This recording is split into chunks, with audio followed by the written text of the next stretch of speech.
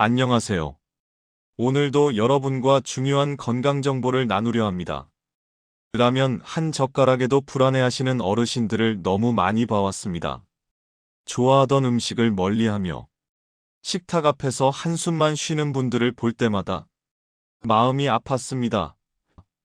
짜장면 한 그릇, 칼국수 한 사발조차 죄책감 없이 즐기지 못하는 현실, 그게 과연 건강한 삶일까요? 저는 30년간 혈당과 식습관을 연구해온 이정우입니다. 대학병원에서 수천 명의 당뇨 환자를 만나왔고, 지역 보건소에서 어르신들의 식사일지를 함께 검토하며 현실적인 해법을 찾아왔습니다. 수많은 분들과 식사 루틴을 함께 바꾸면서 깨달은 게 있습니다. 혈당은 음식보다 순서에 반응한다는 겁니다. 우리는 지금까지 무엇을 먹느냐에만 집중해 왔습니다. 흰쌀밥은 나쁘고 현미밥은 좋다고 배웠죠. 라면은 절대 안 되고 채소만 먹어야 한다고 들었습니다. 하지만 제가 30년간 현장에서 확인한 진실은 달랐습니다.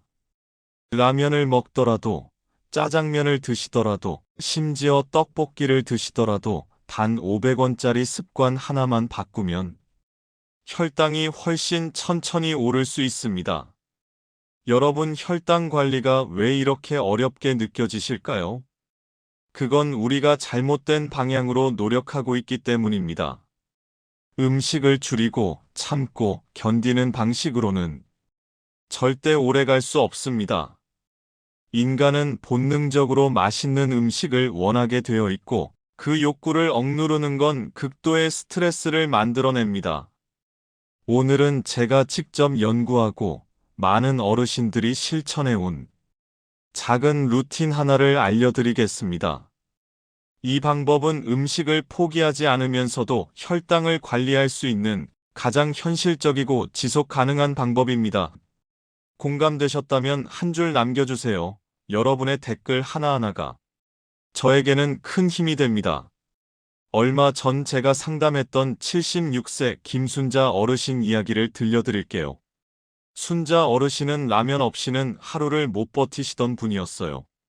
아침에 눈 뜨면 라면, 밤늦게 야식으로 라면, 심지어 여행을 가실 때도 컵라면을 꼭 챙겨 가실 정도였습니다. 약보다 라면을 먼저 찾을 정도로 라면 사랑이 깊었죠. 박사님, 저는 6.25 전쟁 이후에 태어났어요. 어릴 적엔 먹을 게 없어서 라면이 최고의 간식이었죠. 그 맛을 잊을 수가 없어요. 순자 어르신의 말씀을 들으며 저는 고개를 끄덕일 수밖에 없었습니다. 라면은 그분에게 단순한 음식이 아니라 추억이자 위로였던 겁니다. 그런데 문제는 식후 혈당이었습니다. 라면 한 그릇만 드셔도 1시간 뒤 혈당이 250mg/dl을 넘고 머리가 띵하고 눈앞이 흐려진다고 하셨죠. 손끝이 저리고 갈증이 심해져서 물을 계속 마시게 되고 화장실을 자주 가시게 되는 악순환이 반복됐습니다. 가족들은 엄마 라면 좀 그만 드세요라고 말했지만 순자 어르신은 그럼 나는 뭘 먹고 살아? 라며 울먹이셨다고 합니다. 이 이야기를 끝까지 들어야 전체 흐름을 알 수 있습니다. 병원에서는 라면은 혈당을 급격히 올리니 절대 드시면 안 됩니다라고 했습니다. 영양사는 현미밥과 채소 위주로 드세요라고 권했습니다. 하지만 순자 어르신은 그 조언을 따를 수가 없었습니다. 70년 넘게 익숙한 입맛을 하루아침에 바꿀 수는 없었던 거죠. 그때 제가 드린 제안은 단순했습니다. 어르신, 라면은 그대로 드세요. 대신 식사 15분 전에 무가당 두유 한 팩만 마셔보세요. 순자 어르신은 의아해하셨습니다. 그게 무슨 소용이 있겠어요? 라면을 안 먹어야 혈당이 내려가는 거 아닌가요? 하지만 저는 확신이 있었습니다. 혈당은 음식의 종류보다 몸이 받아들이는 속도에 더 민감하게 반응한다는 걸. 수백 건의 사례를 통해 확인했기 때문입니다. 그렇게 3주 뒤 순자 어르신은 같은 라면을 먹고도 혈당이 170mg/dl 근처에서 멈췄어요. 250에서 170이면 무려 80mg/dl이나 차이가 나는 겁니다. 이건 약을 한 알 더 먹는 것보다 큰 효과였습니다. 이정우 박사님, 라면이 무섭지 않아요. 이제는 먹고도 마음이 편해요. 가족들도 놀라워하고 저도 신기해요. 단지 두유 한 팩을 먼저 마셨을 뿐인데 이렇게 달라질 수 있다니. 그 한마디가 지금도 기억에 남습니다. 순자 어르신은 지금도 일주일에 두세 번은 라면을 드십니다. 하지만 혈당은 안정적으로 관리되고 있고 양 용량도 줄일 수 있었습니다. 무엇보다 식탁 앞에서 한숨 쉬는 대신 웃음을 되찾으셨습니다. 구독과 좋아요 부탁드리고 끝까지 보시면 왜 이 습관 하나가 혈당의 속도를 바꾸는지 확실히 알게 됩니다. 이렇게 작은 변화만으로도 달라질 수 있습니다. 그래서 이제는 우리 일상에서 혈당을 천천히 올리는 식사 습관을 하나씩 짚어보겠습니다. 식전 단백질이 위의 배출 속도를 늦추고 당이 천천히 흡수되게 합니다. 우리 몸은 단백질이 먼저 들어오면 아하, 소화에 시간이 필요한 영양소가 왔구나라고 인식하고 위의 출구인 유문관략근을 천천히 열기 시작합니다. 탄수화물만 먼저 들어오면 위는 빠르게 음식을 소장으로 보내버립니다. 그러면 소장에서 당이 급격히 흡수되고 혈당이 폭발적으로 치솟게 되는 거죠. 하지만 단백질이 먼저 들어가면 이 과정이 30에서 40% 정도 느려집니다. 서울대 식품영양학 연구팀이 2023년 발표한 논문에서 식전 단백질 섭취가 식후 혈당 상승을 평균 25% 낮춘다고 밝혔습니다. 특히 65세 이상 고령자 그룹에서는 효과가 더 두드러져서 최대 30%까지 혈당 상승이 억제됐습니다. 영국 케임브리지 대학 연구팀은 단백질, 프리로드 프로틴, PRELOAD라는 개념으로 이를 설명했습니다. 식사 전에 단백질을 먼저 섭취하면 GLP-1이라는 호르몬이 분비되어 인슐린 분비를 촉진하고 위 배출을 지연시킨다는 겁니다.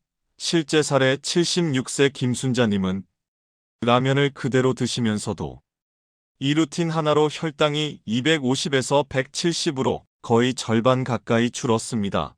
그뿐만 아니라 식후 피로감도 현저히 줄어들었다고 하셨습니다. 예전엔 라면 먹고 나면 너무 졸려서 누워야 했는데 이제는 설거지도 할 수 있어요. 83세 박영수님은 짜장면을 좋아하시는데 식전 두유 루틴을 시작한 후 혈당이 200대 중반에서 180대로 안정됐습니다. 중국집 가는 게 이제 즐거워요. 가족들이랑 외식할 때 눈치 안 보고 먹을 수 있어서 행복해요. 이 실천 방법은 무가당 표시가 있는 두유 200ml 한 팩을 식사 10에서 15분 전에 마십니다. 마트에 가면 두유 코너가 있죠? 거기서 제품 뒷면을 보세요. 무가당 또는 당류 0g 표시가 있는 제품을 고르시면 됩니다. 용량은 정확히 200ml가 아니어도 괜찮습니다. 190ml, 250ml 사이면 충분합니다. 중요한 건 한 팩이라는 일정한 양을 유지하는 겁니다. 냉장 보관된 두유를 꺼내서 미지근한 정도로 마시는 게 위장에 부담이 적습니다. 가당 제품은 절대 피하세요. 설탕이 들어간 두유는 오히려 혈당을 더 올립니다. 검은콩 두유, 바나나 두유, 초코 두유 등 맛이 있는 제품들은 대부분 당류가 5지 이상 들어 있습니다. 반드시 영양성분표를 확인하세요. 또한 두유가 아니라도 됩니다. 아몬드 우유, 무가당 그릭 요거트, 계란 같은 다른 단백질 식품도 효과가 있습니다. 중요한 건 식전에 단백질을 먼저 섭취한다는 원칙입니다. 여러분은 식전 두유 습관 시도해 보신 적 있으신가요? 댓글로 경험을 공유해 주세요. 단백질이 부족하면 혈당 조절 효과가 거의 없습니다. 많은 분들이 두유를 마셨는데 효과가 없어요라고 말씀하시는데 자세히 살펴보면 단백질 함량이 34지에 불과한 제품을 드신 경우가 많습니다. 우리 몸이 단백질이 들어왔다고 인식하려면 최소한의 양이 필요합니다. 연구 결과에 따르면 그 기준선이 바로 6g입니다. 6g 이상일 때 GLP-1, PYY 같은 호르몬들이 충분히 분비되고 위 배출 속도가 의미 있게 느려집니다. 연구 결과 한국영양학회가 2022년 발표한 보고서에 따르면 단백질 6g 이상일 때 인크레틴 호르몬 반응이 활발하게 일어납니다. 3지 이하에서는 거의 반응이 없고 45지에서는 약한 반응, 6g 이상에서 본격적인 효과가 나타난다는 겁니다. 미국 당뇨학회 ADA 저널에 실린 논문에서도 비슷한 결과가 나왔습니다. 식전 단백질 섭취 시 최소 10g을 권장하지만 고령자나 소화 능력이 약한 분들은 68지 정도가 적정하다고 밝혔습니다. 실제 사례 박명호 81세님은 처음에 편의점에서 산 두유로 시작했는데 단백질이 3지밖에 안 되는 제품이었습니다. 2주를 마셨는데 혈당 변화가 거의 없었죠. 역시 안 되는구나 하고 포기하려던 순간 제가 단백질 함량을 확인해 드렸습니다. 그 후 단백질 7지 제품으로 바꾸고 나서 2주 뒤부터 혈당이 눈에 띄게 안정됐습니다. 처음엔 사기당한 줄 알았는데 제품을 잘못 선택한 게 문제였네요. 이제는 꼭 뒷면을 보고 삽니다. 이 실천 방법은 마트나 편의점에서 두유를 고를 때 반드시 뒷면의 영양성분표를 보세요. 단백질이라고 적힌 줄을 찾으세요. 거기에 6g 이상이라고 적혀있는 제품을 고르면 됩니다. 동시에 당류도 확인하세요. 당류는 1g 이하가 이상적입니다. 0g이면 더 좋고요. 단백질은 높고 당류는 낮은 제품, 이게 정답입니다. 제품마다 차이가 있으니 여러 브랜드를 비교해보세요. 같은 검은콩 두유라도 어떤 브랜드는 단백질이 4g, 어떤 브랜드는 8g일 수 있습니다. 두유를 식사 후나 식사 중간에 마시면 효과가 거의 사라집니다. 반드시 식전이어야 합니다. 식사와 함께 마시면 그냥 식사량이 늘어나는 것뿐이고 혈당 조절 효과는 기대하기 어렵습니다. 또한 단백질이 많다고 해서 하루 종일 두유만 마시는 것도 좋지 않습니다. 두유는 보조 수단일 뿐 균형 잡힌 식사를 대체할 수 없습니다. 마트에서 두유 고를 때 단백질 함량 보신 적 있으신가요? 어떤 제품을 주로 구매하시나요?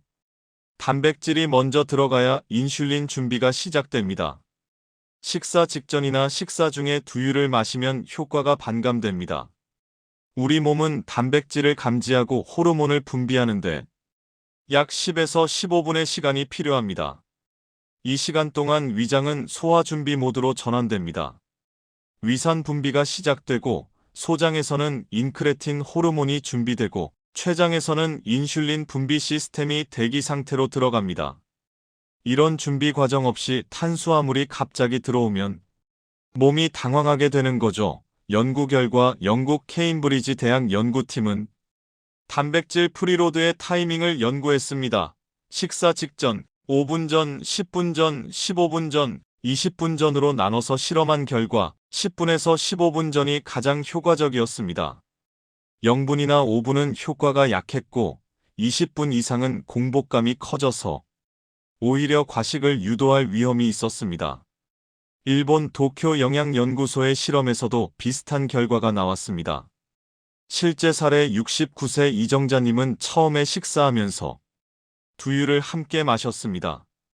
밥 먹으면서 같이 마시면 되는 거 아닌가요? 하지만 2주 동안 큰 변화가 없었습니다. 제가 타이밍을 조정해드렸습니다. 밥 짓기 시작하실 때 두유를 먼저 드세요. 그리고 밥이 다 되면 식사를 시작하세요. 그렇게 바꾼 후 혈당 곡선이 확실히 완화됐습니다. 아, 타이밍이 이렇게 중요한 거였네요. 78세 최동진님은 외식할 때도 이 원칙을 지킵니다.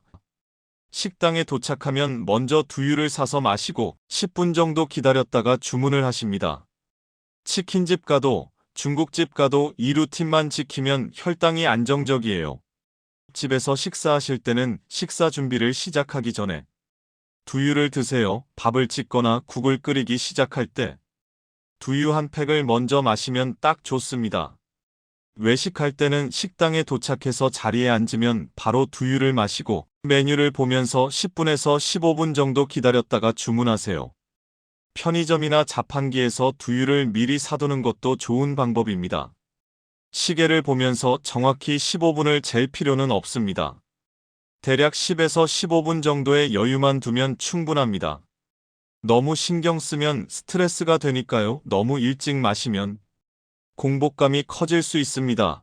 30분, 1시간 전에 마시면 오히려 배고파, 빨리 먹고 싶어라는 욕구가 강해져서 과식하게 될 수 있습니다. 반대로 식사 직전이나 식사 중에 마시면 효과가 없습니다.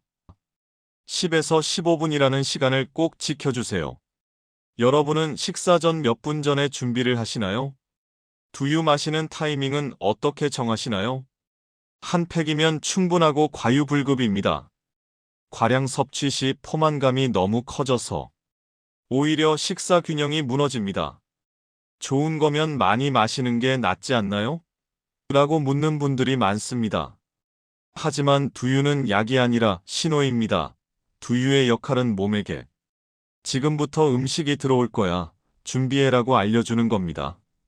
이 신호는 한 팩으로 충분합니다. 2팩, 3팩을 마신다고 효과가 2배, 3배가 되는 게 아닙니다. 오히려 위장의 부담만 늘어납니다. 연구 결과 일본 도쿄 영양연구소의 실험에서 두유 섭취량을 200ml, 400ml, 600ml로 나눠서 비교했습니다. 혈당 조절 효과는 200ml와 400ml가 거의 비슷했고 600ml는 오히려 위장 부담이 2배 이상 높아졌습니다. 특히 65세 이상 고령자의 경우 과량 섭취 시 소화불량, 복부 팽만, 가스 발생 등의 부작용이 나타날 확률이 젊은 층보다 3배 높았습니다. 실제 사례 73세 최영호님은 효과가 좋다니까 더 마시면 더 좋겠지라는 생각으로 두유를 2팩 마셨습니다. 그랬더니 식사를 제대로 못 하시게 됐어요. 배가 너무 불러서 밥을 반도 못 먹겠어요. 그리고 속이 더부룩해서 하루 종일 불편했어요. 결국 중단하셨다가 나중에 한 팩으로 다시 시작하셨습니다. 한 팩이 딱 적당하네요. 배도 안 부르고 식사도 정상적으로 할 수 있어요. 김미숙 70세님도 비슷한 경험을 하셨습니다. 좋은 거면 많이 마셔야 한다는 고정관념이 있었어요.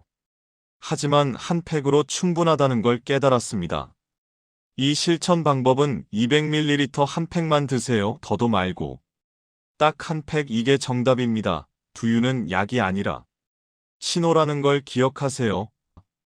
만약 200ml가 너무 많게 느껴지면 150ml 정도로 줄여도 괜찮습니다. 반대로 조금 부족하게 느껴지면 250ml까지는 괜찮습니다. 하지만 400ml 이상은 절대 권장하지 않습니다. 주의사항 과유불급입니다. 좋다고 해서 과하게 하면 오히려 독이 됩니다. 한 팩이면 충분하다는 걸 꼭 기억하세요.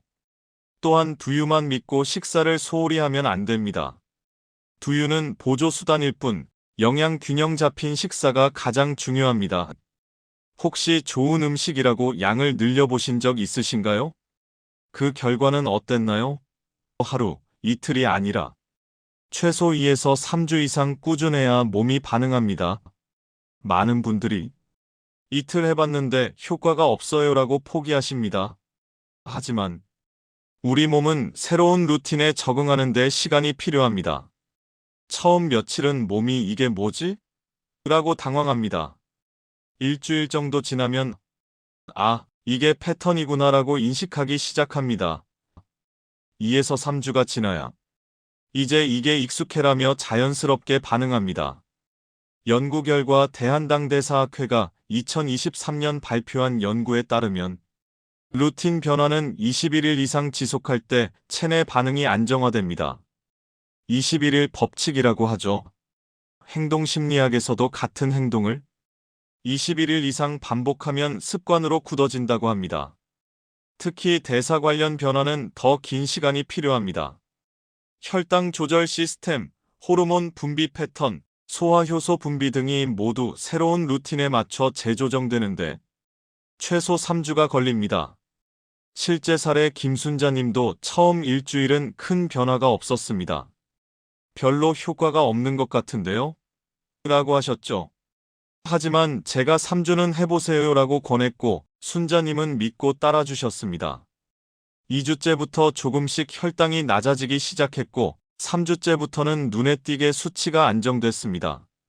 박사님 말씀대로 3주를 참길 잘했어요. 이제는 습관이 돼서 자연스럽게 두유부터 찾게 돼요. 74세 윤정희님은 중간에 포기하려다가 다시 시작하셨습니다. 처음엔 귀찮아서 일주일 만에 그만뒀어요. 그런데 다른 어르신들이 효과 봤다는 얘기를 듣고 다시 시작했죠. 이번엔 꾸준히 했더니 정말 달라지더라고요. 하루 한 끼부터 시작하세요. 3끼 다 하려고 하면 부담스러울 수 있습니다. 제일 혈당이 많이 오르는 식사, 보통은 점심이나 저녁 한 끼부터 시작하는 게 좋습니다. 달력에 체크 표시를 하세요. 두유를 마신 날에는 동그라미를 그리세요. 시각적으로 보이면 동기부여가 됩니다. 21일을 채우는 게 목표입니다. 가족에게 알리세요. 나 지금 새로운 건강 습관 시작했어라고 선언하면 포기하기 어려워집니다. 가족의 응원도 큰 힘이 됩니다. 주의사항은 두유만으로는 부족합니다. 운동, 수면, 스트레스 관리, 전체적인 식사 조절이 함께 이루어져야 효과가 오래갑니다. 두유는 혈당 관리의 시작점일 뿐 전체 그림을 봐야 합니다.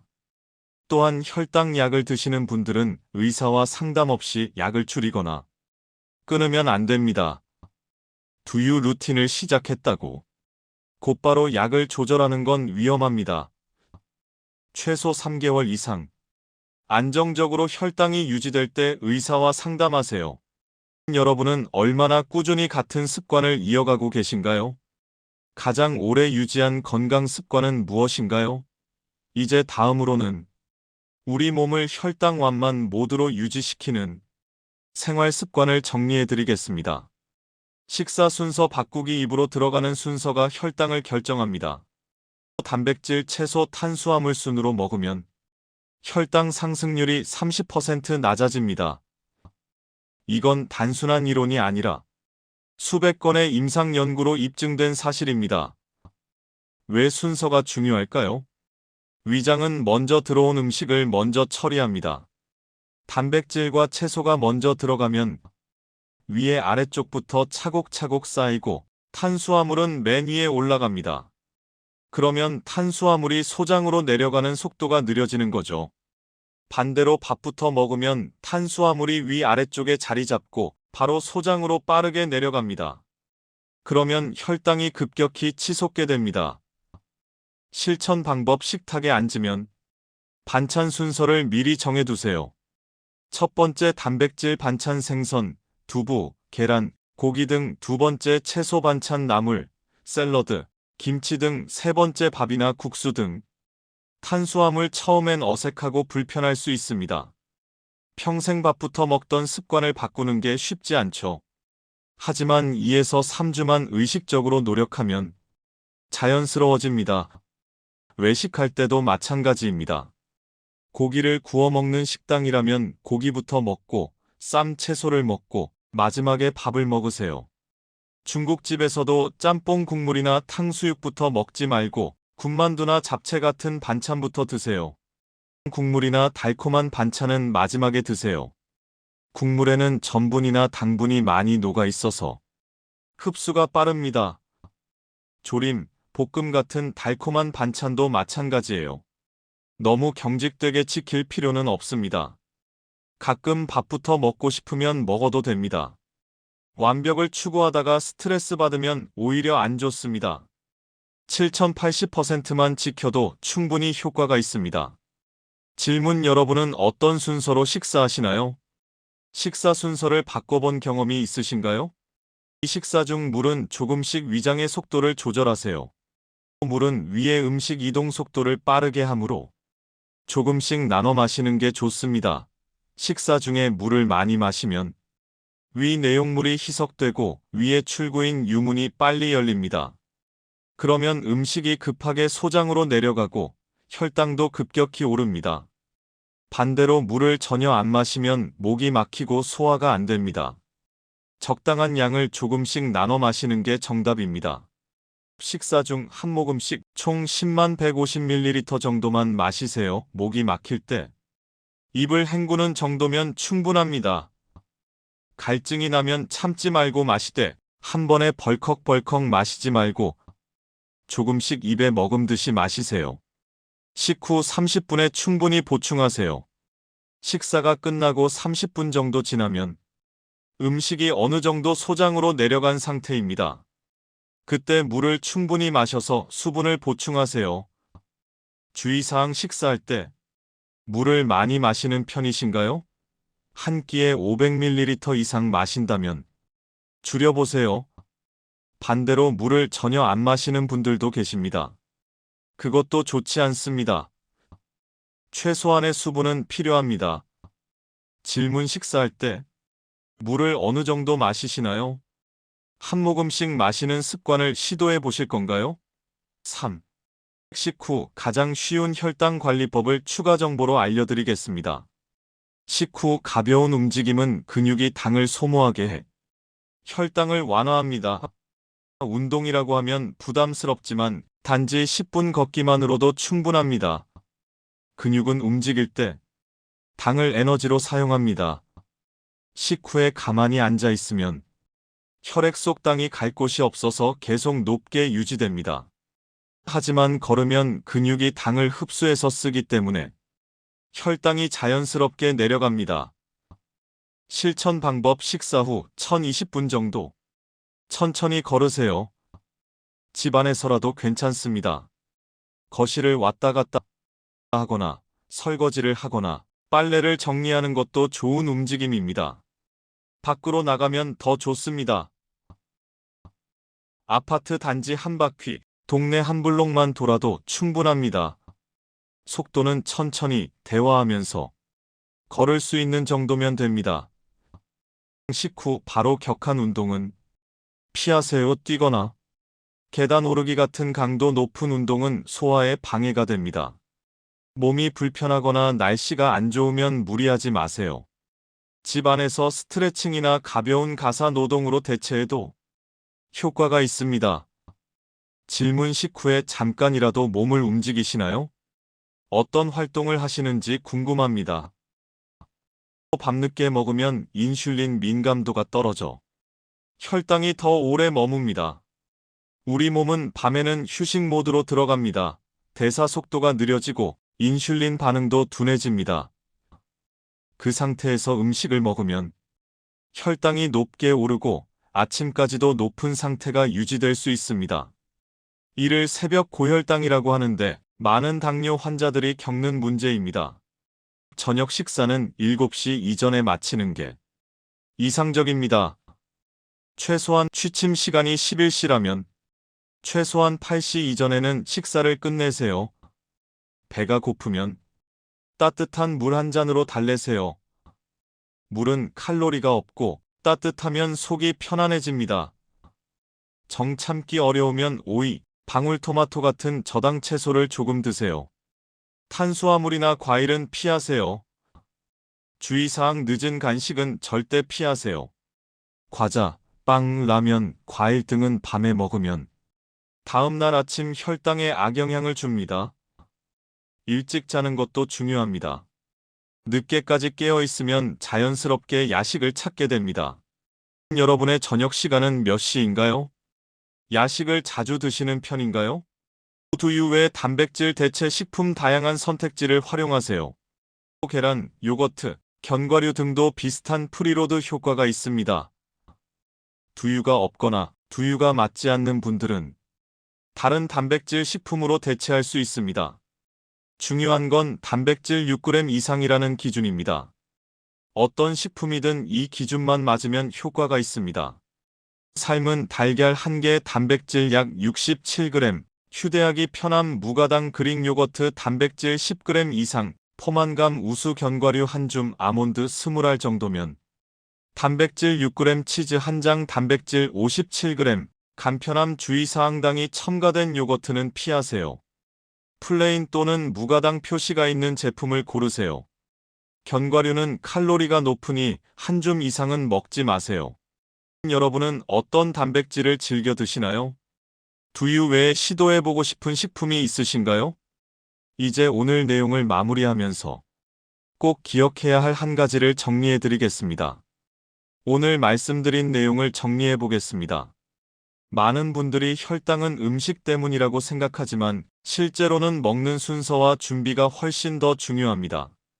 라면이나 짜장면을 완전히 끊는 게 아니라 먹기 전에 몸을 준비시켜주는 단 10분의 시간, 무가당 두유 한 팩이면 충분합니다. 76세 김순자 어르신처럼 81세 박명호 어르신처럼 여러분도 작은 변화 하나로 큰 결과를 만들 수 있습니다. 중요한 건 완벽이 아니라 꾸준함입니다. 하루에 한 끼만이라도 21일만이라도 시도해보세요. 잘못된 상식 음식을 줄이면 혈당이 내려갑니다. 단 음식을 끊어야 혈당이 관리됩니다. 혈당 관리는 평생 고통입니다. 올바른 관리 몸이 받아들이는 속도를 조절하는 건 먹는 순서가 혈당을 결정합니다.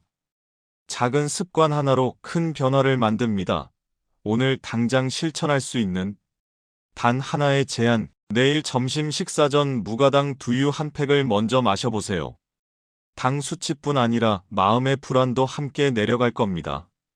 식탁 앞에서 한숨 쉬는 대신 웃으면서 식사하는 그날이 곧 올 겁니다. 다음 영상에서는 사과 식초와 양배추 조합으로 식후 혈당을 완만하게 만드는 법을 알려드리겠습니다. 더 구체적이고 더 실천적인 방법들을 준비했습니다. 꼭 구독과 좋아요 눌러주시고 오늘 내용 공감되셨다면 댓글 한 줄 남겨주세요. 저도 두유 시작해봤어요. 21일 도전 시작합니다. 아버지께 알려드려야겠어요. 여러분의 한 줄이 또 다른 분의 건강을 바꿀 수 있습니다. 우리 함께 혈당에 휘둘리지 않는 삶을 만들어 갑시다. 감사합니다.